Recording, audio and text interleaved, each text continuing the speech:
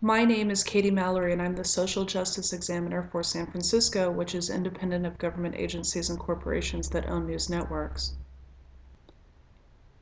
During the 1970s, my family lived in Moraga, California, and our neighbor across the street was David Walsh Gregg.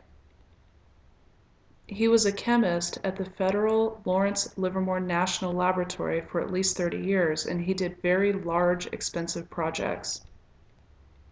He was there during the Cold War, and so for years he was dedicated to developing new ways to protect the United States from the U.S.S.R's weapons of mass destruction. In about 1979, my family moved a few miles away, but he and my dad were close friends, and so they stayed in contact.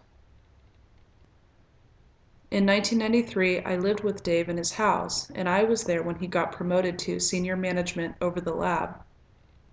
He was about 58 years old. He did not have kids of his own, and our relationship rapidly turned into parent-child. He told me everything that was bothering him about our nation's security.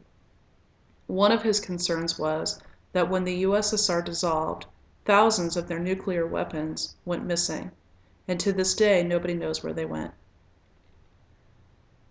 In 1993, one of his other major concerns was Middle Eastern suicide bombers on U.S. domestic soil, potentially blowing up bridges, subway tunnels, etc. I figured that if Dave knew about the missing nuclear weapons, then the Pentagon and the White House knew about it too. With that said, even if everyone was on the same page, Dave feared that our intelligence community would never find them. Years later, stories began to trickle to the media that the White House and the Pentagon suspected it. Also, in 1997, retired General Alexander Lebed, former secretary of the Russian Security Council, told the CBS News program 60 Minutes that he believes more than 100 suitcase-sized nuclear weapons are unaccounted for. When the World Trade Center attack happened on September 11, 2001, I was working as a designer at the Home Depot. Dave visited me at my job about once a month, and he constantly talked about suicide bombers.